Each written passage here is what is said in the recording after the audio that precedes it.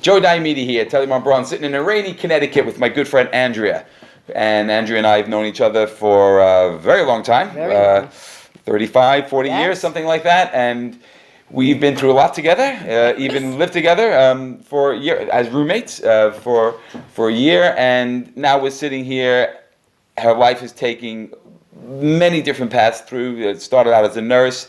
And in September 11th, 2001, her life changed drastically when her husband was killed and left her with 2 young children. And 7 years after that, she started on a documentary called From the Ground Up, which spoke about the widows and how they got their lives together. Yeah. And now, Andrea, you're working on a different project. Yeah. And you actually even threw another project in the middle of that. What was the name of that one about the nuclear power plant? Oh, the plan. I did a little, I took some classes at the Jacob Burns Film Center near us, and we did a movie about the evacuation plan of the Indian Point nuclear power plant. Right. Which is surrounded by 20 million people, and it's an aging nuclear power plant that is on an earthquake fault. That and it also has a explosive pipeline running right near it. Oh, so it sounds like a good plan. Yeah, it really made sense. So the movie was just about the evacuation plan that our Westchester County and has decided on implementing, and there is no evacuation. I mean, it's ridiculous. They have these little blue bus stop signs, and you're supposed to show up at the bus stop if you don't have a car or you're an elderly person, and they're going to evacuate you out of the area. By bus? By bus. That's one of the options. So that film, your film was a parody about that whole thing. Yeah, it was just kind of like how ridiculous it was. Right, okay. Yeah. And so that's called The Plan. The Plan. And they're not on YouTube yet, Andrew. We'll get these up, but it's on, what's your website? Rabbit Hole Films. Rabbit Hole Films is the name. Rabbit Hole Films or Productions? Rabbit Hole Productions. Rabbit Hole Productions. Yeah. Okay, and you can see some of those films there. So From the Ground Up, The Plan, and the current film is what I'm more... Right. Yeah. From the Ground Up I have to put up on Vimeo. Okay. But that was shown on PBS, the one about the 9/11 families, and it was on Oprah. Okay. Yeah. So let's hope this one goes the same way, because this one now, as the other ones, you were more on the production side, producing them, I should say, and now you're actually getting your hands in there, and you did some of the filming, or you worked with 2 young film guys, and now you're hiring an editor, and you're really in, you're in deep. And what is this one about? So basically, a few months ago in the summer, the Trump administration had a policy of separating children from parents at the border. When migrant families came in seeking asylum and a better life, we decided to humiliate them further and take their children away from them while they were being processed. So you had children staying at a detention facility, and you had parents, somewhere else. Right. And basically a bunch of grandmothers from Beacon, New York, were horrified by this policy. They went on Facebook, and then all these grandmothers from all over the country joined in on the conversation. And these Beacon grandmothers rented a couple of vans and decided to go to the border to protest, and the border being Texas. So I followed them. Right, okay. I followed them in a van with 2 young film guys, and what we did was we filmed their journey. So we basically went from Beacon, New York, and we went all the way through the country to Pennsylvania. We stopped in Louisville, Kentucky, at the Muhammad Ali Center of Peace and Justice, and everywhere we stopped, there were rallies to greet these grandmothers. Were you building up? They were building the numbers. We wanted more and more people to come with us and join the caravan and get to the border. So basically, it was amazing. We were in Montgomery, Alabama. We were in New Orleans. And all these areas in the country were places where people have struggled for years for rights. You mentioned off camera you stopped at a lynching museum. Yeah, in Alabama, the new museum, I think it's called, I'm not, it's Peace and Justice. Right. Started by Brian Stevenson. It's a museum to honor those that have been lynched in this country. So revisiting many of the other horrors we've we've discussed that, separating children and parents is nothing new. No. It's gone on slavery times. Parents were separated from their children. That Holocaust? The Holocaust. Children were separated. I mean, it's gone on... The Native Americans. The Native Americans. I mean, this Australia, is nothing... the Aboriginals. This is nothing new.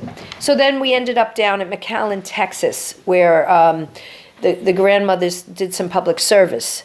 for the migrants over the border. But what really came out of this is that moving forward, the grandmothers sparked a movement. I mean, there's always been people down there helping the migrants. This is nothing new.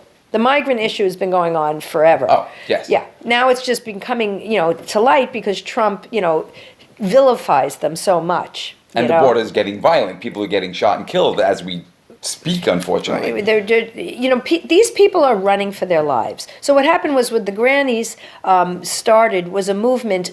When a migrant comes to this country, they apply for a credible fear case.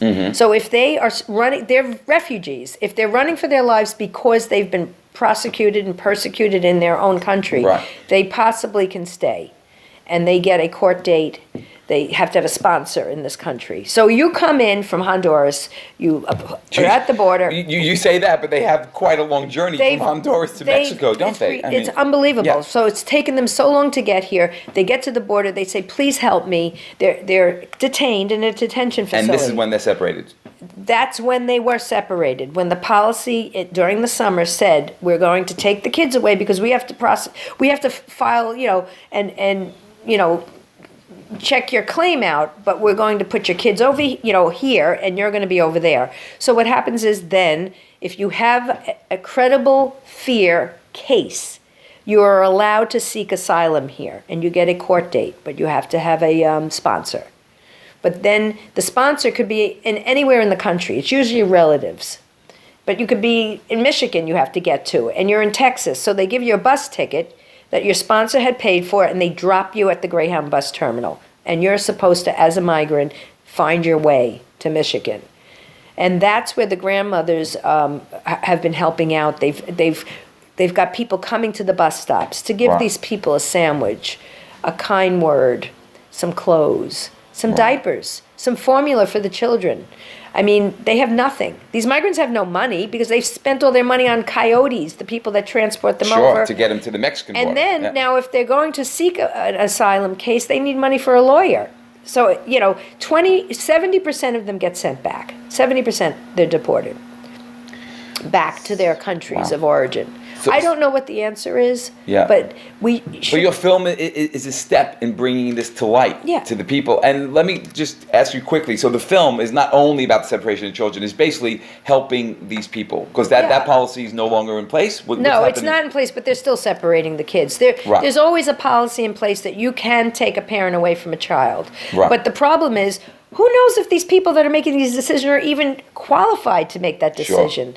I mean, if a child's at risk and they came with not a parent, because sometimes that does happen, people come over from Honduras and say, these are my kids, I want to seek asylum, and they're really not the parents. I mean, there's all sorts of things that go on, but a lot of times they are the parents. And who are these people that we have in our government to decide that this is the right thing to do, to separate a terrified child? Traumatizing thing that'll scar these children, parents alike for life. These are long-term effects. When a child, I said briefly to you earlier, I lost my son in a mall once for 5 minutes. When he was young, and I was traumatized, and my son was traumatized. Could you imagine? So we're damaging these people further from what they're fleeing.